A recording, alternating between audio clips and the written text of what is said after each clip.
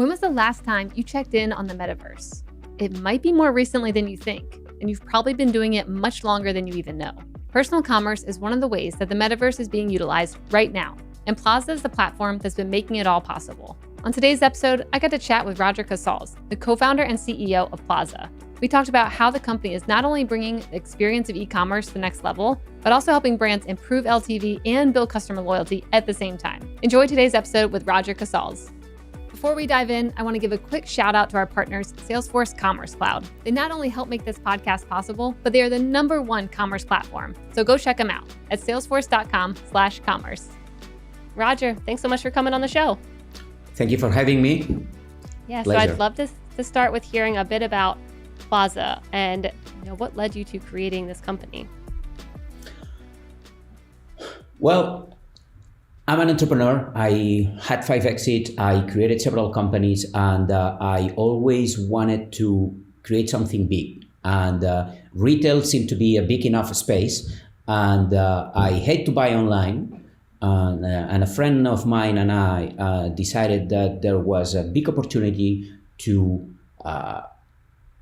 get into the game of helping retail companies to create a new sales channel, because it's in much need right now.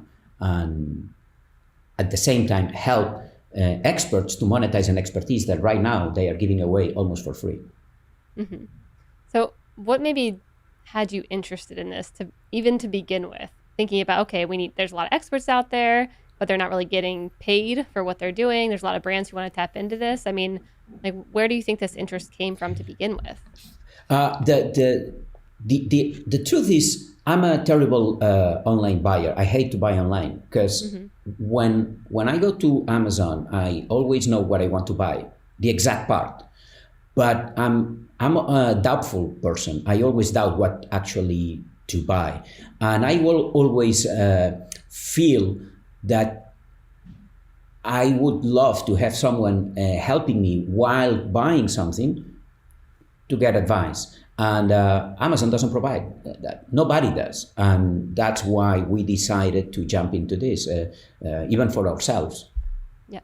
Okay. And for anyone who doesn't know Plazah, can you explain high level what it is and who's the buyer? Plazah is the first personal commerce platform. Okay. We provide a platform that helps big companies or even small companies like L'Oreal to help experts, product fans, to monetize the expertise that they have on their own products while increasing the customer satisfaction and creating long-lasting relationships because they get personalized recommendations. So our mission is to connect companies with consumers through empowering experts to recommend products to their own circle of influence. Mm-hmm. Okay. And so, I mean, before you built Plazah, you are a multi-time founder. Yep. You've had, I think it's 5 successful exits, right? Yep. Okay. Yep. I want to hear. Very lucky. Yeah, that's amazing. I mean, congratulations, first of all. But I want to hear the backstory there first. Before we jump back into Plazah, I want to hear about your previous companies and just maybe kind of like, what did that look like and what did you learn from 5 exits? And to also, side note, to big companies like Semantic, like Informatica. So tell me a bit about that. First of all, since I was a kid, I always wanted to be involved in software companies and create a company. I had no idea exactly what to do, obviously, but my friends remind me that when I was even 13 years old, I want to be an entrepreneur. I never know what that meant or entailed, but that's what I always said. And I started the easiest way possible, right? So I had the opportunity to create a consulting firm, me being the first employee and the sole employee of that consulting firm, and then a second person, a third person. This is the cheapest way to create a company. You don't need money, you only need time and some expertise on something, or at least fake it. And then there you go, you start creating your own company. And we were very successful. I've been a lucky guy because I started in this business in the 95-ish or something like that. So that time, even a monkey could create a company, because yes, in our space, in the tech space, because there was very little people and there was a big demand. And this is how things started. And the way I built these different companies, not alone, always with some partners. I love having partners. Is creating. I'm not a serial entrepreneur. I'm a parallel entrepreneur, because every single company that I created was a spin-off from the previous one. So we started. Let's go back into that. So you're not a serial entrepreneur. You are a parallel entrepreneur. You're always building off the last company. Okay, so I want to make sure I heard that right.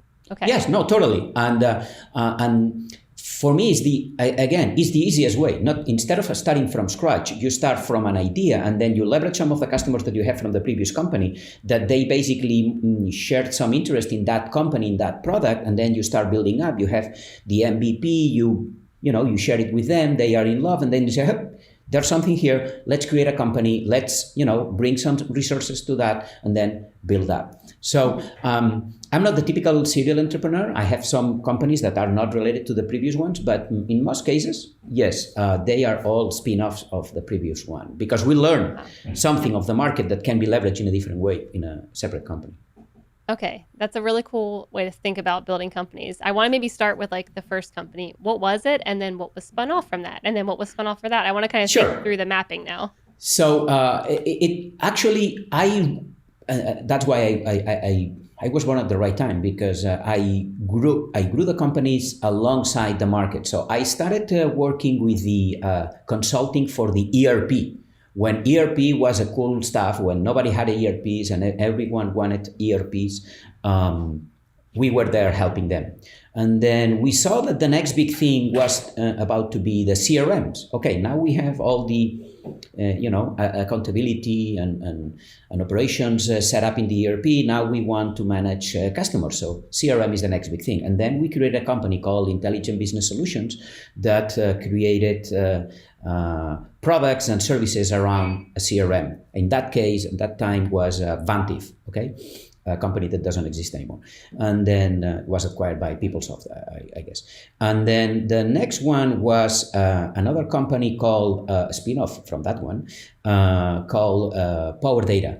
Okay, Power Data is a company that manages data, because now that you have operations set up, you have your customer relationship set up, you need business intelligence.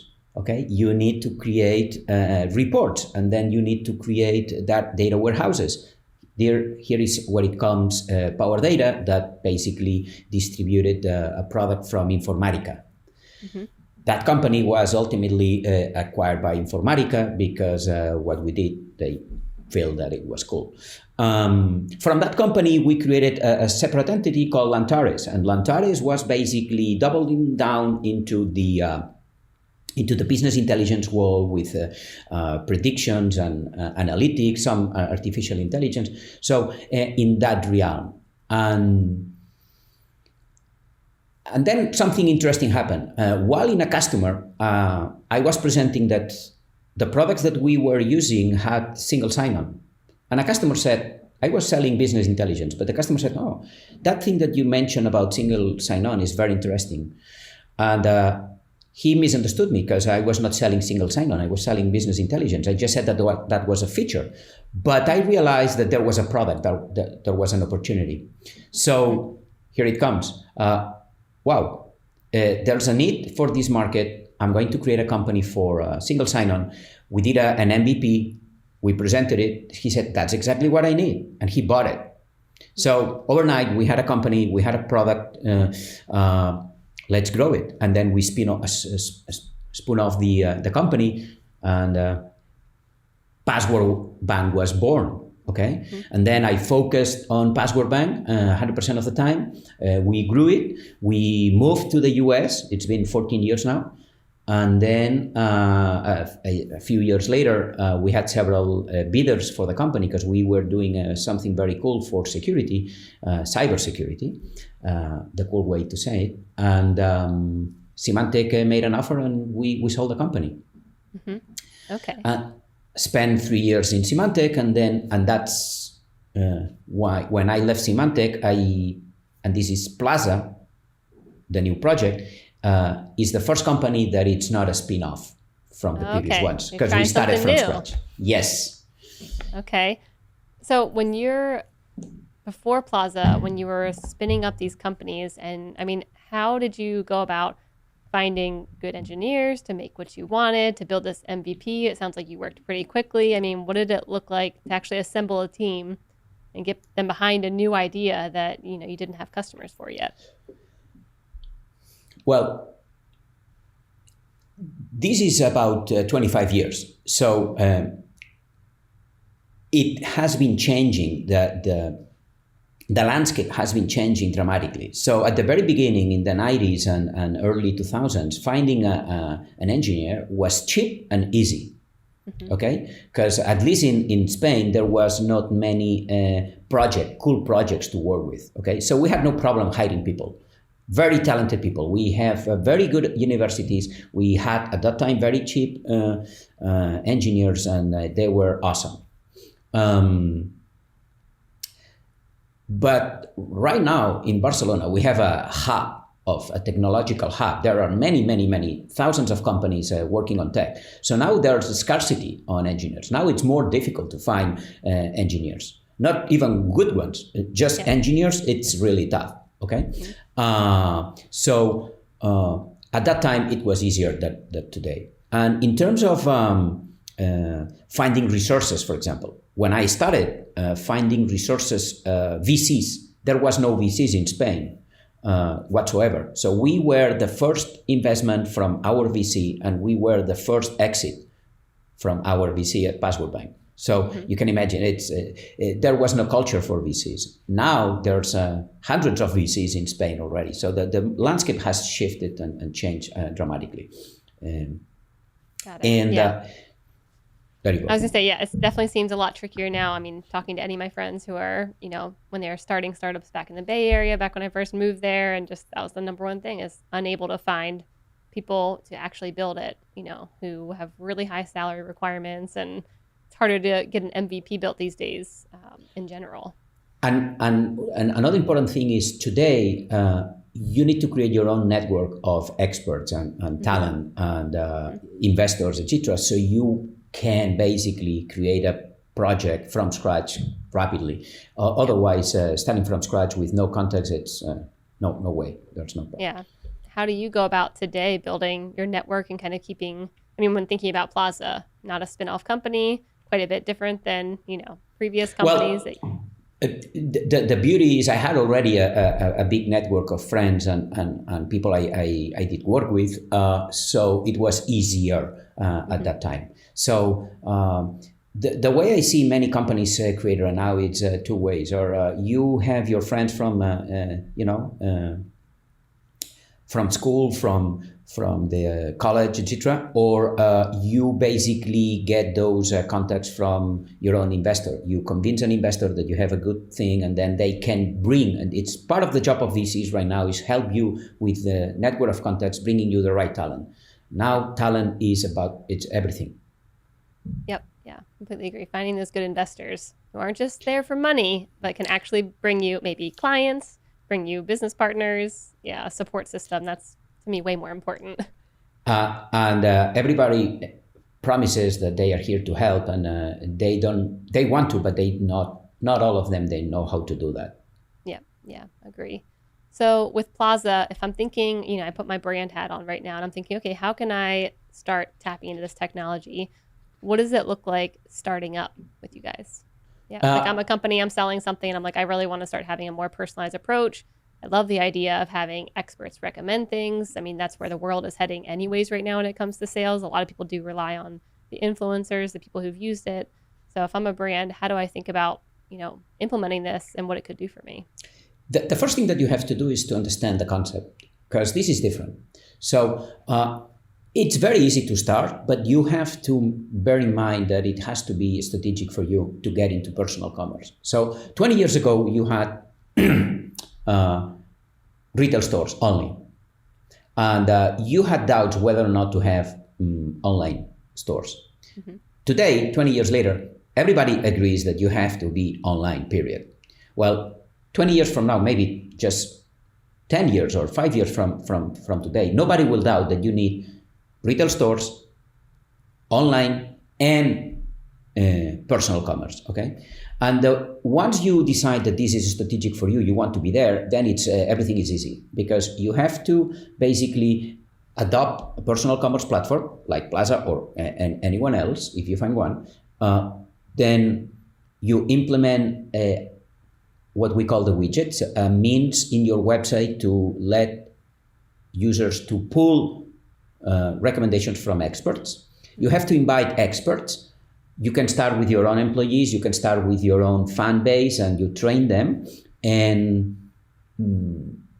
integrate the catalog with Plazah, and then just measure the results. It's that easy.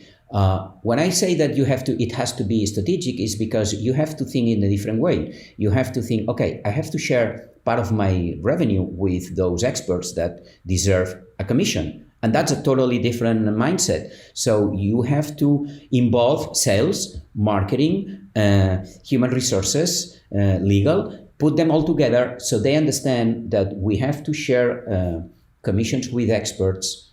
What's the relationship that we will have with them? How are we going to pay them? Because we pay them. Mm-hmm. We provide all that technology. But it's pretty easy because we take the big burden is on us, yep. Technologically speaking. Yeah, got it. When they're inviting experts on, I mean, what do you see working best for companies right now? Because I'm thinking about it personally. If I went to a website and I saw maybe someone's employees on there, I'm like, I don't know. I mean, you're pretty biased. You're an employee versus someone who maybe just loves the product. I'm like, I probably would trust that person more. But what are you seeing? Our recommendation is not to use employees whatsoever. But yep. Here's the thing. Let me switch the topic here. So, because this is about trust. Mm-hmm. So, yeah, you can think that person is biased while you have not created a relationship with him or her, okay? Mm-hmm. But this is a different thing. So you are asking for advice about the product. So you want someone that actually knows the product. If it's someone that is not biased because it does not belong to the company, the better. This is why Plazah makes sense. We bring those experts for you. So we vet those experts. Those experts know the product. They're not biased towards the brand, nor the commission, because they can recommend that product or anything else. They decide to recommend you about that specific product because you asked for it, but they can make money selling, a BMW or a Toyota. It's what really fits you. Not everyone can buy a Bentley, okay? Not everyone wants to buy a Honda. It depends, different markets, different. That's the beauty of personalization. We call it hyper-personalization. Mm-hmm. How do you think about creating an incentive model so that all the experts don't just recommend everything so they can make money? I mean, to me, you would never say anything bad about any product then. You would never be like, oh, this one actually is like, made my skin dry. Like, why would you tell anyone anything bad? Because there goes your commission if that person chooses, okay, I'm just not going to buy it. I'm going to go to Target. Because this is something that we have data about. This is not about selling today one product. This is about long-lasting relationships and selling you a lot of products about that topic. So if you are let's say, if you go to your pharmacist, why the pharmacist will recommend you something that doesn't fit you? He'd rather have you, no, don't buy this product because it's not for you. It's not the bad product, but probably it's not for you. You have a dry skin. This is not for you. You need that other one that is most moisture or whatever. That pharmacist wants you to come back again. The same for your fitness trainer. Why he would recommend you a fitness product that doesn't fit you? Let me give you an example. In our platform, we have products that are more than $13,000 a piece, because those big trainer things, etc. And you may think, oh, those are the products that will be more recommended because they provide the biggest commission. Well, guess what? Our data shows that those are the products that are less recommended. Mm-hmm. Only when it fits, because it's a big budget. You would think, oh, the biggest commission is what they will recommend the best. No, because it's personal. If you have a personal trainer, they don't live out only about selling those products. They want just to monetize that expertise that recommended your product, and it will be an honest and truthful recommendation for you. Mm-hmm. What I mean by that is Kim Kardashian sells clicks, not shoes. Clicks. Yeah. This guy sells you a product that fits you. Your fitness trainer is talking to you. Kim Kardashian will never do that. Mm-hmm. That's the beauty of personalization. It's a long lasting. Yeah, what's interesting is thinking about a lot of the tools today are kind of trying to mimic what happened back in the old days when, you would go into your old, tool shop and you would know the owner and they would find what you wanted. And so it begs the question of, how are you thinking about, I come on the platform and I find someone that's like a really good expert who's like, I know Stephanie likes this and this, I'm going to send her here and maybe send her outside of this store to a different store. And then when she comes back, I'm still going to be here. Like, how do you think about actually creating that relationship so that I can go back and be like, hey, I love Stacy. Like, I want to, see if she's on here to talk to today because she already recommended 3 good products. Well, that's the essence of personal commerce. So you nailed it. This is. Let me give you some stats. We've seen with a big brand like L'Oreal.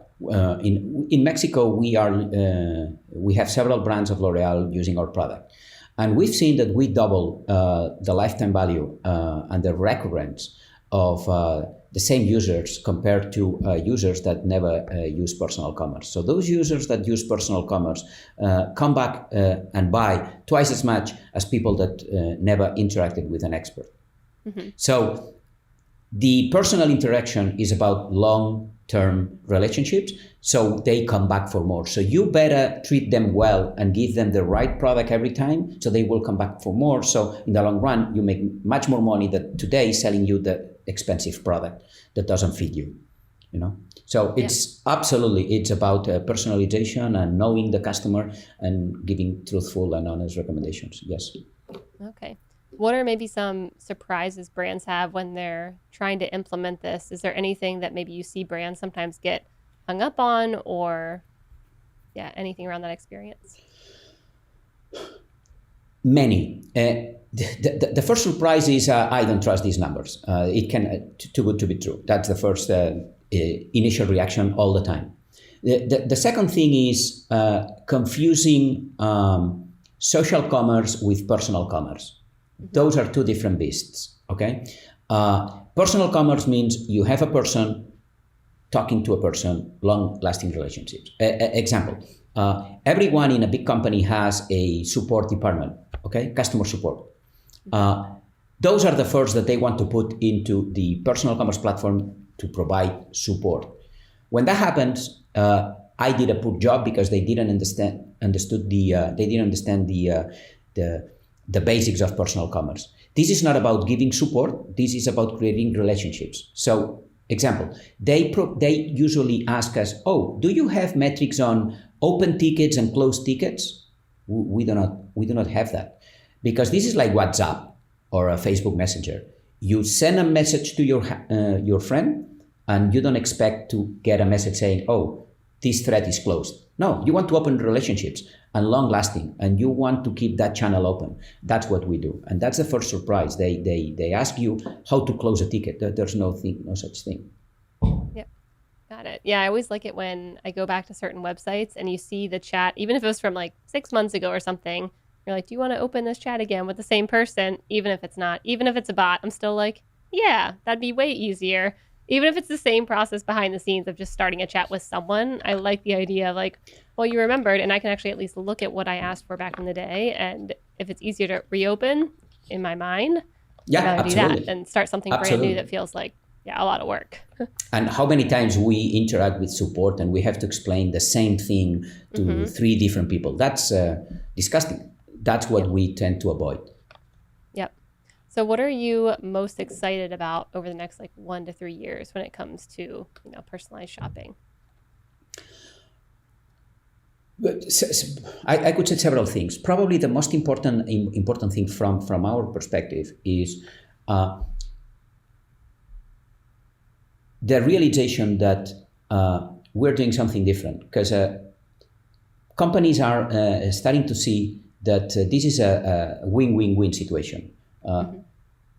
customers get an elevated shopping experience, so they come back for more. Lifetime value increases. The second one is, okay, we sell more, but at the same time, we're doing good because those fans that usually recommend our product for free now are being monetized. So I have a fan base that is loyal to us because we pay them accordingly to their value, which is recommending products. Okay, so to me, the most important thing is getting personal commerce mainstream, and Salesforce is helping us a lot because they embrace this idea. They call it peer-to-peer commerce, and they basically think that the biggest disbursement in the coming years in e-commerce is precisely peer-to-peer commerce. So I think that we're getting there. That's what excites me. Get personal commerce the new sales channel. Yeah. Yep. How do you see brands thinking about the personal commerce side of things, having it on their website, and then also tapping into influencers? And we've had a lot of brands come on here just, really saying how well YouTube works and using micro influencers on there. How do you see the brands kind of do they do both now? Do they just try and hone in on like what's happening on their website? Both are complementary. Okay, both are complementary. Again, personal commerce is not social commerce. It's a different beast, but it's adjacent. So this is what we call the push thing. So the difference is the aim and the network that they use. Let me explain. When you're a consumer and you want to go to a website and you pull for advice, we call it the pull personal commerce. It's fun. It's fine. You have an expert, you choose which one, and you ask for advice. But then there's the other way around, the proactive one, which is closer to the influencer marketing, which is, okay, now I'm an expert. I'm going to share that expertise to with my circle of influence. You can confuse that with influencers. Okay, I have expertise. I recommend that, honestly, that product to my micro network. That's closer to social commerce. For sure, but it's a subset of personal commerce, which is bigger. So, and I think that they are becoming aware that there's more to personal commerce than just social commerce. It's an extension. Got it. All right. I also want to hear your take on maybe some new technologies that you're most excited about, because it definitely seems like you've kind of spotted trends over the many years and, jumped on them. And there's a lot of things that brands are thinking about right now, playing in the Metaverse, Web 3.0, like NFTs, blockchain. And so all these things bubbling up. And I want to hear, maybe it's not with Plazah, but what things are you paying attention to right now? No, absolutely. Actually, the beauty here, and now we have a name. You know that people tend to need labels and to put things in boxes with a label. Yeah. Now we have a label. It's called Metaverse. Okay. Yeah. What do we have to do with the Metaverse? Okay. What is the Metaverse? The Metaverse is basically different people interacting through a virtual world, but it's people interacting with other people, right? That's for sure. So we are the Metaverse store because we allow people to interact with other people via our platform. Okay, whether it's chat, video chat, or in the future something more fancy like using goggles and seeing the product and maybe feeling the product, okay? That's the way we are going. At the end, what really matters is not how you do it, is who is recommending you that product and helping you to decide that that's the right product for you. So long story short, we are very keen on adopting these new technologies and helping consumers to use them, but with one thing in mind and one big tenet in mind, which is, okay, the most important thing is not selling on price, but selling on value. And that value comes from the expertise that the expert provides you personally, okay? Not just because Kim Kardashian thinks that those shoes will look cool on everyone, but because they know that Fitbit, that Garmin will serve you well. Oh, yeah. I mean, I think that's actually a good way to think about it, because when you hear these words, you think it's a complete change of the way everything's happening right now. Like everything has to get turned upside down for it to work. And it's actually very helpful being like, we're already there. If you think about it, two people interacting virtually, maybe we've actually been doing this already a long time. It's just a Absolutely. new word, and there's advances to it, but a lot Exactly. of brands can already play in this area. We need labels, and now we have one. So now we can start working on that and understanding what fits into that label. And personal commerce is a good one. Yep. So while you're building Plazah right now, are you starting to have any spin-off ideas where you're like getting the itch again?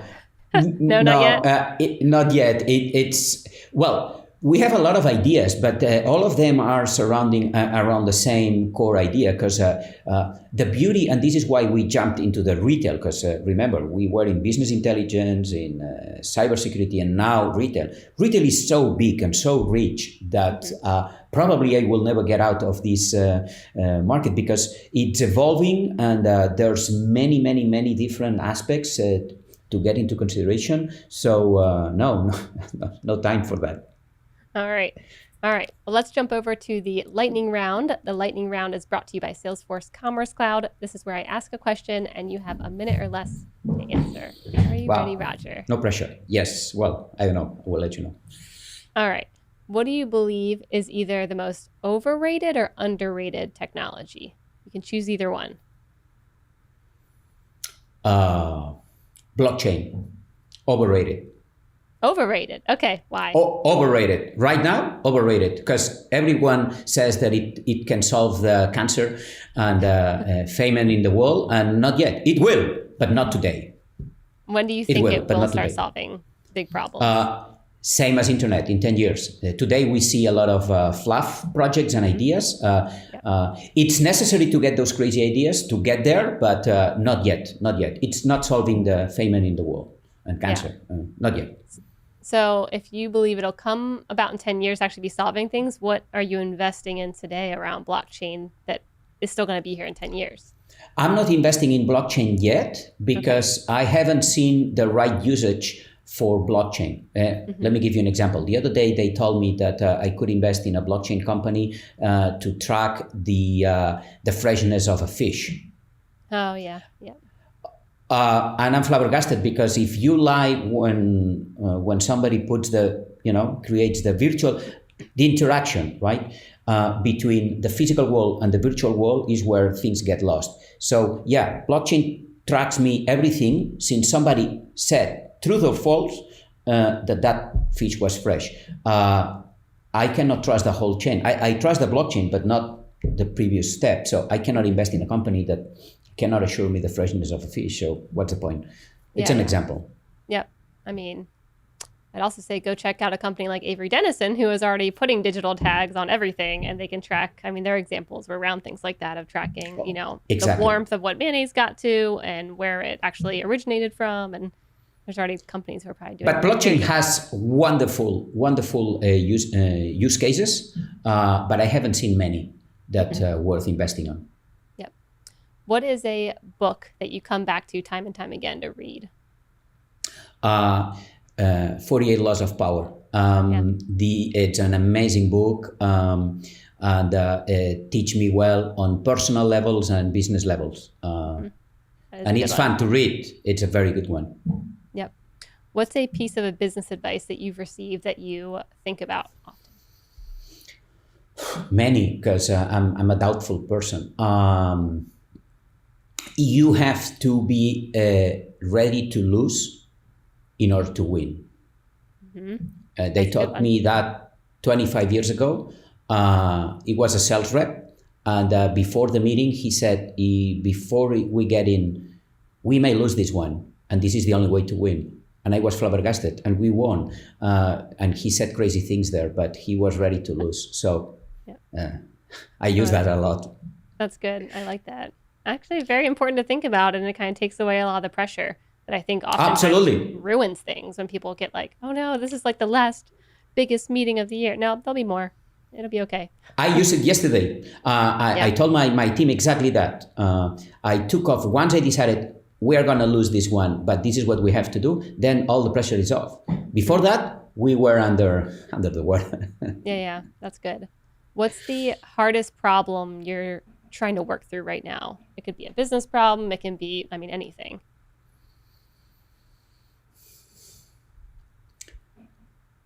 Growth. Yeah. Growth is right now. If something is different today from 20 years ago, or 25 years ago when I started, is how fast things are going and need to go in order to be successful.